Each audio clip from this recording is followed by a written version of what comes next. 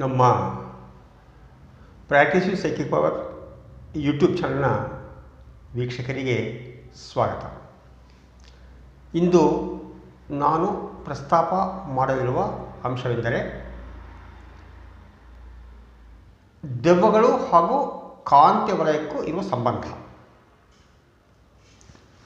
ಇದಕ್ಕಿಂತ ಮುಂಚೆ ಏನು ಹೇಳ ಬಯಸ್ತಿದ್ದೀನಿ ಅಂದರೆ, ನಿಮಗೆ ಗೊತ್ತಿರುವ ರೀತಿಯಲ್ಲೇ ನಾವು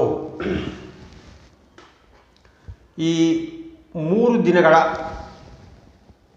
ಉಪವಾಸ ದೀಕ್ಷೆ ಕುರಿತು ಪದೇ ಪದೇ ಚರ್ಚೆ ಮಾಡ್ತಾ ಇದ್ದೀವಿ.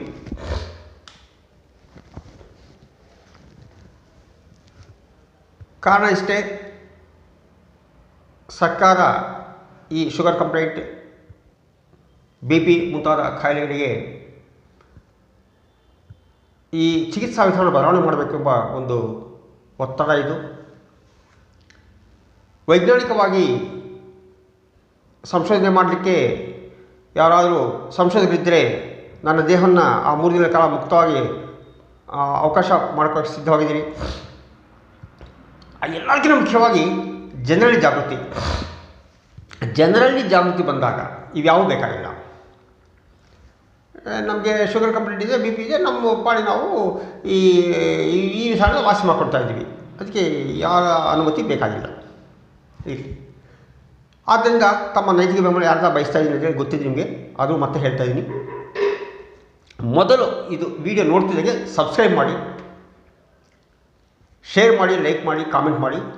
ಸಬ್ಸ್ಕ್ರೈಬ್ ಮಾಡಿರ್ತಕ್ಕಂಥ ವ್ಯಕ್ತಿಗಳು ಯಾರು ಇದ್ದರೆ ಅವರು ಬೇರೆ ಸ್ನೇಹಿತರಿಗೆ ಕರೆ ಮಾಡಿ ನಮ್ಮ ಚಾನಲ್ಗೆ ಸಬ್ಸ್ಕ್ರೈಬ್ ಮಾಡಿಕೊಳ್ಳಲಿಕ್ಕೆ ಒಂದು ಸಲಹೆ ಕೊಡಿ ಅಂತ ಹೇಳ್ತಾ ನೇರವಾಗಿ ವಿಚಾರಕ್ಕೆ ಬರ್ತಾಯಿದ್ದೀನಿ. ನಿನ್ನೆ ಮೊನ್ನೆ ನಾನು ದೆವ್ವಗಳ ಕುರಿತು ಹೇಳ್ತಾ ಬಂದೆ 2 ವಿಡಿಯೋಗಳಲ್ಲಿ. ಹೇಳುವಾಗ ನಿಮಗೆ ಒಂದು ವಿಚಾರ ಪ್ರಸ್ತಾಪ ಆಯಿತು, ಏನು, ಕಾಂತಿ ವಲಯ ಅಂತ. ಈ ಕಾಂತಿ ವಲಯ ಕುರಿತು ಸ್ವಲ್ಪ ಹೇಳಬೇಕಾಗಿದೆ, ಹೇಳ್ತೀನಿ. ರಷ್ಯನ್ ವಿಜ್ಞಾನಿ ಕಿರ್ಲಿಯನ್ ಎಂಬ ರಷ್ಯನ್ ವಿಜ್ಞಾನಿ ಯಾವುದೇ ಒಂದು ಜೀವಿ ಸುತ್ತು, ಪ್ರಾಣಿ ಸುತ್ತ ಒಂದು ಕಾಂತಿ ವಲಯ ಇರುತ್ತದೆ ಅಂತ ಕಂಡುಹಿಡಿದರು ವೈಜ್ಞಾನಿಕವಾಗಿ. ಕಿರ್ಲಿಯನ್ ಎಂಬ ವ್ಯಕ್ತಿ, ಒಬ್ಬ ವಿಜ್ಞಾನಿ. ಯಾವುದೇ ಪ್ರಾಣಿ ಇರಬಹುದು, ಅದು ಮರ ಇರ್ಬೋದು, ಗಿಡ ಇರ್ಬೋದು, ಪಶು ಪಕ್ಷಿಗಳಿರ್ಬೋದು, ಚಿಕ್ಕದಿರ್ಬೋದು, ದೊಡ್ಡದಿರ್ಬೋದು, ಒಂದು ಕಾಂತಿ ವಲಯ ಇರ್ತದೆ ಅಂತ ಕಂಡುಹಿಡಿದರು. ಹಾಗೆ ಮುಂದುವರೆದು ಆ ಕಾಂತಿ ವಲಯಕ್ಕೂ ನಮ್ಮ ದೇಹದ ಸ್ಥಿತಿಗೂ ಸಂಬಂಧ ಇದೆ ಅಂತ ಕಂಡುಹಿಡಿದರು. ಸ್ಥಿತಿ ಅಂದ್ರೇನು? ಆರೋಗ್ಯದ ಸ್ಥಿತಿ ಇರ್ಬೋದು, ಮಾನಸಿಕ ಸ್ಥಿತಿ ಇರ್ಬೋದು, ಭೌತಿಕ ಸಾಮರ್ಥ್ಯ ಇರ್ಬೋದು, ಮುಂತಾದ ಹಲವು ವಿಚಾರಗಳಿಗೂ ಆ ಕಾಂತಿ ವಲಯಕ್ಕೂ ಸಂಬಂಧ ಇದೆ ಅಂತಲೂ ಕಂಡುಹಿಡಿದರು. ಜೊತೆಗೆ ನಮ್ಮ ದೇಹದಲ್ಲಿ ಅಥವಾ ನಮ್ಮ ಮನಸ್ಸಿನಲ್ಲಿ ಅಥವಾ ನಮ್ಮ ಬುದ್ಧಿಯಲ್ಲಿ ಬದಲಾವಣೆಗಳಾದಾಗ ಆ ಬದಲಾವಣೆಗಳನ್ನು ನಾವು ಈ ಕಾಂತಿ ವಲಯದಲ್ಲಿ ಸಹ ನೋಡಬಹುದು. ಅಂದರೆ ಬಣ್ಣ ಬದಲಾವಣೆ ಆಗ್ತದೆ, ಅಥವಾ ಕಾಂತಿ ವಲಯ ಗಾತ್ರ ಕಡಿಮೆ ಆಗ್ತದೆ ಅಥವಾ ಜಾಸ್ತಿ ಆಗ್ತದೆ, ಇನ್ನು ಕಾಂತಿ ಜಾಸ್ತಿ ಆಗುತ್ತದೆ. ಈ ಥರ ಹಲವು ಬದಲಾವಣೆಗಳಿಂದ ನಮ್ಮ ದೈಹಿಕ ಸ್ಥಿತಿ ಸಹ ನಾವು ಅಂದಾಜು ಮಾಡಬಹುದು. ಇವರು ಚೆನ್ನಾಗಿದ್ದಾರೆ, ಇವರು ಒಳ್ಳೆಯವರು, ಇವರು ಕೆಟ್ಟವರು, ಇವರು ಮನಸ್ಸು ಸರಿ ಇಲ್ಲ, ಇವರು ಸಿಟ್ಟಲ್ಲಿದ್ದಾರೆ, ಇವರು ಸಂತೋಷವಾಗಿದ್ದಾರೆ, ಅಥವಾ ಇವರು ಬೌದ್ಧಿಕ ತುಂಬ ಎತ್ತರವಾಗಿದ್ದಾರೆ. ಈ ಥರ ಹಲವು ವಿಚಾರಗಳನ್ನು ಕಾಂತಿ ವಲಯದಲ್ಲಿ ನಾವು ನೋಡಬಹುದಾಗಿದೆ ಎಂಬುದನ್ನು ಸಹ ಆ ರಷ್ಯನ್ ವಿಜ್ಞಾನಿಯಾಗಿರುವಂತಹ ಕಿರ್ಲಿಯನ್ ಕಂಡುಹಿಡಿದರು. ಹಾಗೆ ಮುಂದುವರಿತಾ ಮತ್ತೊಂದು ವಿಚಾರ ಏನಂದರೆ, ಒಂದು ವೇಳೆ ಪ್ರಾಣಿ ಸತ್ತ ನಂತರ, ಪ್ರಾಣಿ ಮರಣಿಸಿದಾಗ ಆ ದೇಹದ ಸುತ್ತ ಯಾವುದೇ ಕಾಂತಿ ವಲಯ ಇರುವುದಿಲ್ಲ. ಇದು ಭಾಳ ಮುಖ್ಯವಾದ ವಿಚಾರ. ಯಾವುದೇ ಕಾಂತಿ ವಲಯ ಇರುವುದಿಲ್ಲ ಸತ್ತ ನಂತರ. ಅಂದರೆ ಬದುಕಿದ್ದಾಗ ಮಾತ್ರ ಈ ಕಾಂತಿ ವಲಯ ಇರುತ್ತದೆ. ಇಷ್ಟು ವಿಚಾರ ಕಿರ್ಲಿಯನ್ ಅವರು ಕಂಡುಹಿಡಿದು, ಮತ್ತು ಇನ್ನೂ ಜಾಸ್ತಿ ಇದ್ದಾವೆ. ನಾವು ಎಷ್ಟು ಬೇಕಷ್ಟು ತರೋಣ. ನಮ್ಮ ದೆವ್ವಕ್ಕೆ ಸಂಬಂಧಪಟ್ಟಿದ್ದು ಅಷ್ಟು ಮಾತ್ರ. ನಂತರ ಮುಂದುವರೆದ ಭಾಗದಲ್ಲಿ ಈ ಕಾಂತಿ ವಲಯ ಒಂದು ಮನುಷ್ಯನ ಒಂದು ಭಾಗ. ಮನುಷ್ಯ ಅಂದರೆ ಇಲ್ಲಿ ದೇಹ ಅಂತಲ್ಲ, ಈ ಅಂಗಾಂಶಗಳು, ಮನಸ್ಸು, ಕಾಂತಿ ವಲಯ, ಸಪ್ತಚಕ್ರಗಳು ಇವೆಲ್ಲ ಸೇರಿ ನಾವು ಆಗೋದು. ನಾವು ಅಂದಾಗ ಇದೆಲ್ಲ ಸೇರ್ತದೆ. ಅದರಲ್ಲಿ ಈ ಕಾಂತಿ ವಲಯವೂ ಇರುತ್ತದೆ, ಅದೊಂದು ಅಂಶ, ಅಭೌತಿಕ ಅಂಶ, ಚೈತನ್ಯವಿರುವಂಥ ಅಂಶ. ಸತ್ತಾಗ ಇರಲ್ಲ. ಇಷ್ಟು ನಮಗೆ ಸ್ಪಷ್ಟವಾಗಿದೆ. ಈಗ ದೆವ್ವದ ವಿಚಾರ ಬರೋಣ. ನಾನು ನಿಮಗೆ ಹೇಳಿದೆ ನಿನ್ನೆ, ಕನ್ನಡಿಯಲ್ಲಿ ಅದಕ್ಕೆ ವಿಶೇಷ ತರಬೇತಿ ಇದೆ. ಆ ತರಬೇತಿ ಬಗ್ಗೆ ಆಮೇಲೆ ಹೇಳ್ತೀನಿ.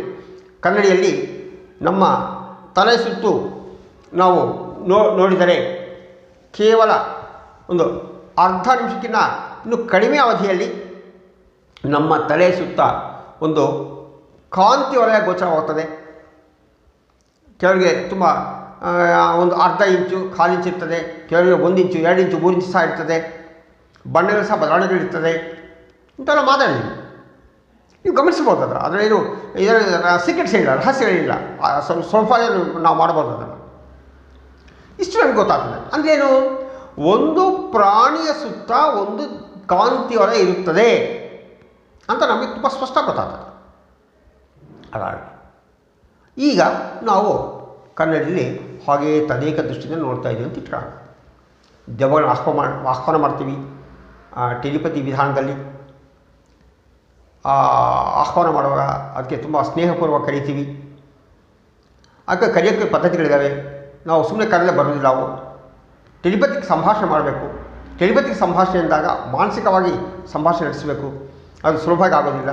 ನಾವು ಕೆಲವು ವಿದ್ಯೆ ಕಲಿಬೇಕು. ಕೆಲವು ವಿದ್ಯೆಗಳು, ರೇಖಿನೋ, ಹಿಪ್ನಾಟಿಸಮೋ, ಏನೋ ಪ್ರಾಣಿಕ್ ಹೀಲಿಂಗು, ಯಾವುದೋ ಒಂದು ವಿದ್ಯೆ, ಸೈಕಿಕ್ ಪವರು, ಯಾವುದೋ ವಿದ್ಯೆ ಕಲಿತಾಗ ನಾವು ನಮ್ಮ ಸಪ್ತ ಚಕ್ರನ ಆಗಬಹುದು, ಬೇರೆ ರೀತಿಯ ಇನ್ನರ್ ಬೀಯಿಂಗ್ಸ್ ಅಂತ ಹೇಳ್ತೀವಿ, ಆಂತರಂಗಿಕವಾಗಿರ್ತಕ್ಕಂಥ ಅಂಶಗಳನ್ನ ಜಾಗೃತಿ ಮಾಡ್ತೀವಿ.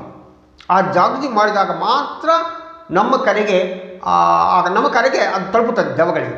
ದೆವ್ವ ಅಂದರೆ ಇಲ್ಲಿ ಒಂದು ಸತ್ತರದಲ್ಲಿರುವಂಥ ಪ್ರಾಣಿ ಅಂತ. ದೆವ್ವ ಅಂದರೆ ದೇಹ ಇರಲ್ಲ, ಪ್ರಾಣ ಇರ್ತದೆ ಅಂತ ಅರ್ಥ ಇಲ್ಲಿ ದೆವ್ವ ಅಂದಾಗ. ಸೊ ಅದಕ್ಕೆ ತಲುಪುತ್ತದೆ. ಆಗ ಮಾತ್ರ ಅವು ಬರಲಿಕ್ಕೆ ಸಾಧ್ಯ. ನಮ್ಮ ಹತ್ರ ಇದ್ದರೆ, ನಮ್ಮ ಸುತ್ತಮುತ್ತ ಇದ್ದರೆ. ಇರ್ತಾವೆ ಗ್ಯಾರಂಟಿ ಇರಲ್ಲ, ಇರೋಕ್ಕೆ ಸಾಧ್ಯತೆಗಳು ಜಾಸ್ತಿನೇ ಇರ್ತವೆ. ಅದು ಒಂದೇ ದಿನ ಬರೋದಿಲ್ಲ.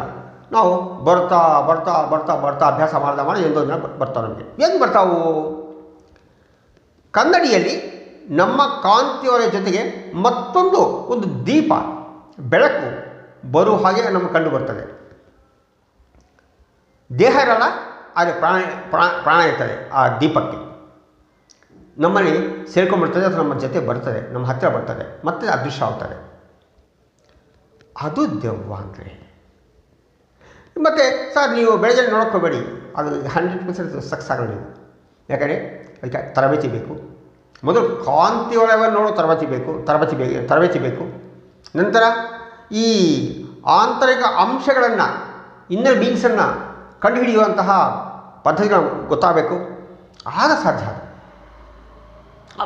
ಮಾಡಬೇಕು, ಇವೆಲ್ಲ ಮಾಡ್ಬೋದು. ನಾನು ಹೇಳಿದ ಎಲ್ಲನೂ ಮಾಡ್ಬೋದು. ಅದೇನು ದೊಡ್ಡ ವಿಚಾರ. ನಾವು ಮಾಡಬೇಕು ಅಂತ ಹೊರಟಾಗ ಮಾಡಬಹುದು.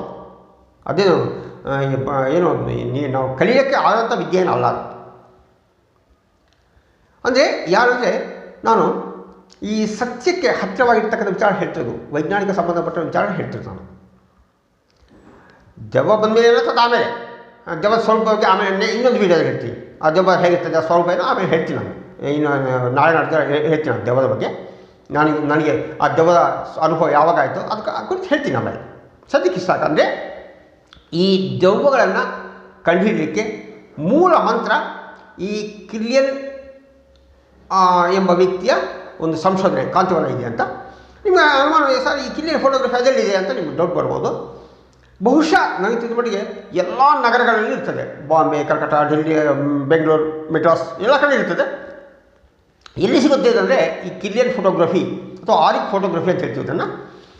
ಈ ಕೆಲವು ಆಧ್ಯಾತ್ಮಿಕ ಕೇಂದ್ರಗಳಿರ್ತವೆ, ಆಧ್ಯಾತ್ಮಿಕ ಕೇಂದ್ರಗಳು ಅವರೇ ಇದನ್ನು ಬಳಸೋದು. ಅಥವಾ ಕೆಲವು ಈ ರೇಖಿ ಸೆಂಟರ್ಸಲ್ಲಿ ಪ್ರಾಣಿಕ್ ಹೀಲಿಂಗು ಅಥವಾ ಈ ಇಂಥ ಹೀಲಿಂಗ್ ಸೆಂಟರ್ಸಲ್ಲಿ ಅದು ಇರುವ ಅವಕಾಶಗಳು ಜಾಸ್ತಿ ಇರ್ತದೆ. ಅಂಥವಾಗ ನೀವು ಹುಡುಕಾಗ ಸಿಗ್ತಾರೆ ನಿಮಗೆ, ಅಥವಾ ಅವ್ರು ಕಾಂಟ್ಯಾಕ್ಟ್ ಮಾಡಿದಾಗ ಅವರು ಇಲ್ದಿದ್ರು ಅದು ಎಲ್ಲಿ ಸಿಗ್ತೋ ಅವ್ರು ಹೇಳ್ತಾರೆ ನಿಮಗೆ. ನಗರಗಳಲ್ಲಿ ಮಾತ್ರ ಸಿಗುತ್ತದೆ, ಬೇರೆ ಕಡೆ ಸಿಗೋದಿಲ್ಲ. ಸ್ವಲ್ಪ ಕಾಸ್ಟ್ ಇರ್ಬೋದು ಅಂದ್ಕೊಂಡಿದ್ದೀನಿ. ನಾನು ಒಂದೇ ಒಂದು ಸಲ ಮಾತ್ರ ಅಂಥ ಫೋಟೋಗ್ರಫಿ ನೋಡಿದ್ದೆ, ಆದ್ಮೇಲೆ ರೇಟ್ ವಿಚಾರ ಗೊತ್ತಿಲ್ಲ. ಸೊ ಇದು ಆ ಫೋಟೋಗ್ರಫಿಯಿಂದ ನಮ್ಮ ಕುರಿತು ನಮ್ಗೆ ಗೊತ್ತಾಗ್ತದೆ ಅಷ್ಟೇ, ಏನಿಲ್ಲ. ನಮ್ಮ ಆರೋಗ್ಯ ಇರ್ಬೋದು, ಬೌದ್ಧಿಕ ಸಾಮರ್ಥ್ಯ ಇರ್ಬೋದು, ಮಾನಸಿಕ ಸ್ಥಿತಿ ಇರ್ಬೋದು, ಎಲ್ಲ ಗೊತ್ತಾಗ್ತದೆ ಇರಲಿ. ಅದೇನು ಕಿರಿಯನ್ ಫೋಟೋಗ್ರಫಿ ಏನೋ ಒಂದು ಕಲ್ಪನೆ ಅಲ್ಲ, ಅದು ಮಹಾನಗರಗಳಲ್ಲಿ ಎಲ್ಲ ಕಡೆ ಇದೆ, ಸಿಕ್ಕೇ ಸಿಗುತ್ತೆ. ಓಕೆ, ಈಗ ಮತ್ತೊಮ್ಮೆ ನಿಮಗೆ ಸಬ್ಸ್ಕ್ರೈಬ್ ಮಾಡಲಿಕ್ಕೆ ಮನವಿ ಮಾಡ್ತಾಯಿದ್ದೀನಿ. ಶೇರ್ ಮಾಡಿ, ಲೈಕ್ ಮಾಡಿ, ಕಾಮೆಂಟ್ಸ್ ಮಾಡಿ, ನಿಮ್ಮ ಸ್ನೇಹಿತರಿಗೆ ಕರೆ ಮಾಡಿ ನಮಗೆ ಸಬ್ಸ್ಕ್ರೈಬ್ ಆಗುವಂತೆ ಮನವೊಲಿಸಬೇಕಂತ ಕೇಳ್ಕೊಳ್ತಾ ವಂದನೆಗಳು.